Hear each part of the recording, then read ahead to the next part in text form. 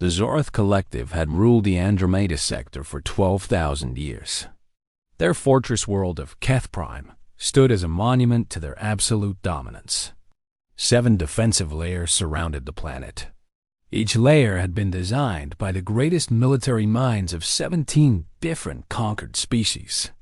The Zorth High Council sat in their crystalline chambers and watched the human fleet approach on their sensor arrays.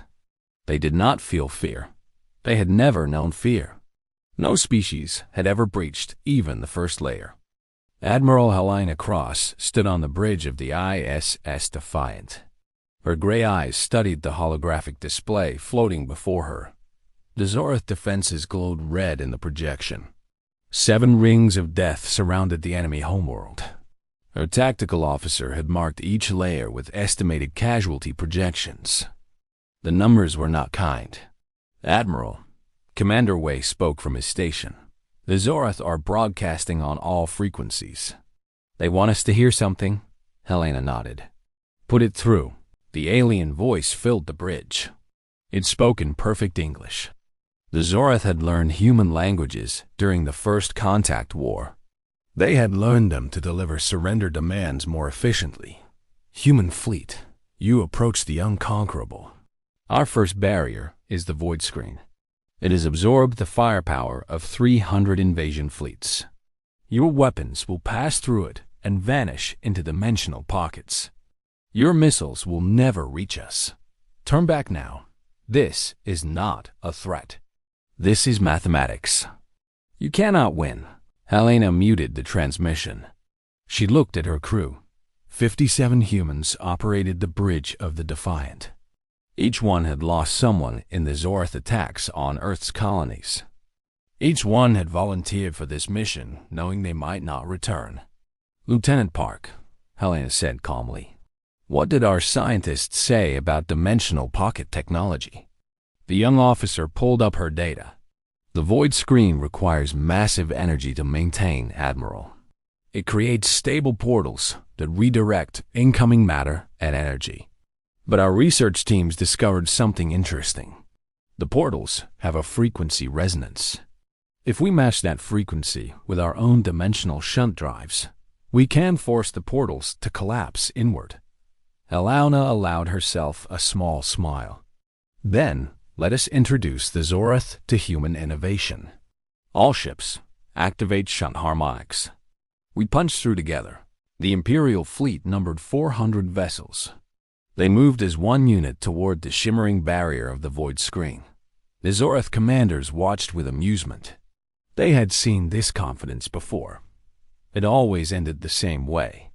The human ships began to glow with a strange blue light. Their dimensional drives hummed at frequencies that had never been recorded in Zorth databases. The first missiles launched. They carried no warheads. Instead, they projected the same harmonic frequency in concentrated beams. The void screen flickered. The Zorth commander leaned forward in his chair. This was unexpected. The screen flickered again. Then it began to tear. The dimensional pockets that were supposed to swallow human weapons instead collapsed into themselves.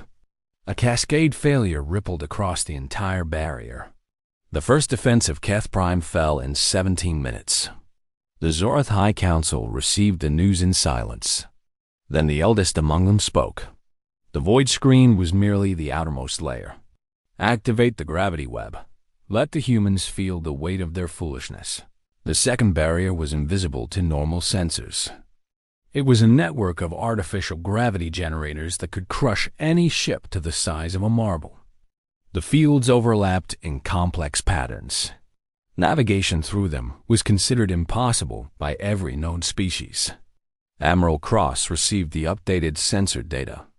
The gravity readings were off the charts. Several of her officers exchanged worried glances. One captain in the fleet suggested a retreat to reassess. Helena shook her head. The Zorth believe we think like other species. They believe we will look at those gravity fields and see death. But humans have been fighting gravity since we first climbed down from trees. Commander Wei, deploy the gravity anchors. The human fleet had come prepared. Each ship carried devices that generated their own gravitational fields. These anchors did not fight against the gravity web. Instead, they created pockets of stability within the chaos. The ships moved through these pockets like swimmers moving through calm spots in a raging river. The Zorath watched in disbelief as human vessels twisted and turned through their impossible maze. Some ships took damage. A few were lost to sudden gravity spikes. But the fleet pressed forward. They did not stop. They did not hesitate. The second defense fell in 2 hours. The third barrier was biological. The Zorath released clouds of nano-organisms into space. These microscopic machines were designed to eat through ship hulls. They reproduced rapidly. They could consume an entire fleet in hours. No material had ever resisted them. Helena had expected biological warfare. Humans had fought diseases and plagues throughout their history. They understood the nature of microscopic enemies better than most species. The Imperial fleet activated external energy shields at specific frequencies. These frequencies disrupted the nano-organisms at a cellular level. The hungry clouds approached the human ships. They touched the energy shields and died. Billions of them perished in seconds. The remaining organisms tried to adapt. But human scientists had studied Zorath biotechnology for decades. They knew every adaptation the nano-organisms could make. They had prepared countermeasures for each one. The third defense lasted 40 minutes. The Zorath High Council began to show signs of concern. Their supreme commander entered the chamber. He was ancient by Zorath standards. He had led fleets in wars that humans had not yet evolved to witness. "Deploy the phase disruptors," he ordered. "The fourth layer will end this." The phase disruptors existed partially outside normal space. They fired weapons that could hit ships from angles that physics should not allow. They attacked from the past and the future simultaneously. No fleet had ever survived their assault. Admiral Cross felt the first shots before they registered on sensors. 3 ships in her fleet exploded without warning, then 5 more. The attacks came from nowhere and everywhere at once. "Temporal weapons," Helena muttered. She had hoped the rumors were false. All ships engaged the probability engines. Human scientists had discovered something during their desperate war preparations. The universe did not like temporal paradoxes. It actively worked to prevent them. The probability engines did not fight the phase disruptors directly. Instead, they created quantum uncertainty around each human ship. The temporal weapons could not lock onto targets that might or might not exist. The Zorath phase disruptors fired thousands of shots. Most hit nothing. Some hit empty space where ships had been moments before. A few found their marks.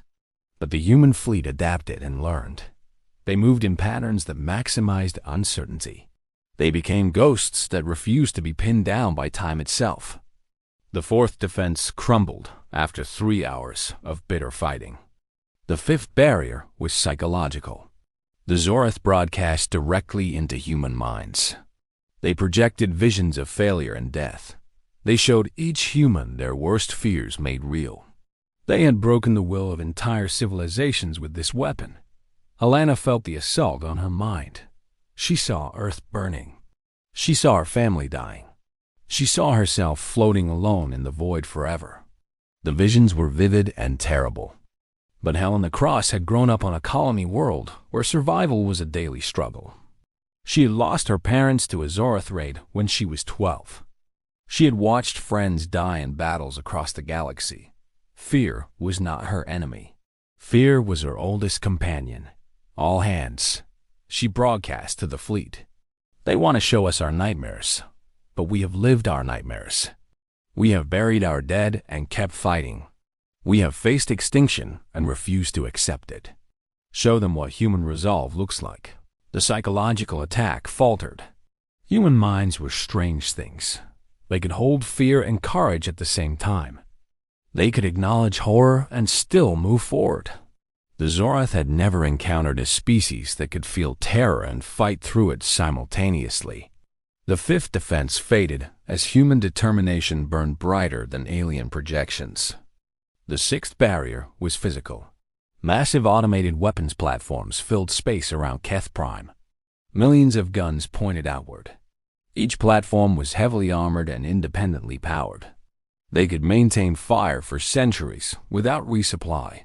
Admiral Cross did not try to destroy them all.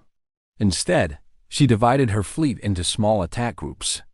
They moved fast and unpredictably. They drew fire from some platforms while others struck at weak points. Human pilots flew with a recklessness that bordered on insanity. The Zorath platforms were designed to fight fleets. They were not designed to fight swarms of mad creatures who seemed to welcome death. Human ships took hits and kept flying. Damaged vessels rammed platforms rather than retreat. Pilots ejected at the last moment, only to be picked up by passing ships and returned to the fight. The sixth defense took 8 hours to clear. The human fleet lost 112 ships. They did not slow down. The seventh and final barrier was the Zorath Grand Fleet itself. 2,000 warships of the most powerful species in the sector. Each one was larger than the biggest human vessel. Each one carried weapons that could crack planets. The Zorath Supreme Commander took personal command. He had never lost a battle in 900 years of warfare. He looked at the battered human fleet that had somehow reached his position. He felt something he had not experienced in centuries. Respect. "Human Admiral," he broadcast. "You have achieved the impossible. You have passed barriers that stopped gods. But you are exhausted and outnumbered. Surrender now. I will grant your species an honorable position in our collective." Alana Cross stood tall despite her exhaustion. Blood ran from a cut above her eye. Her uniform was torn. She had not slept in 36 hours.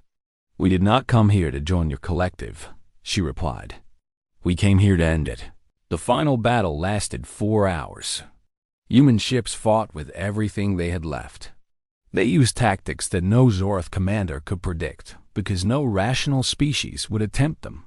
They sacrificed themselves to create openings for others. They turned damaged ships into weapons. The Zorath Supreme Commander watched his fleet crumble. These humans did not fight like other species. They fought like they had nothing to lose and everything to prove. They fought like creatures who had decided that death was preferable to defeat. When the battle ended, the human fleet had been reduced to 93 ships. But the Zorath Grand Fleet no longer existed. Keth Prime lay exposed and defenseless. Admiral Helena Cross looked at the alien homeworld on her display. 12,000 years of dominance had ended in less than 2 days. The Zorath had believed their defenses were eternal. They had believed no species could challenge them. They had never faced humanity.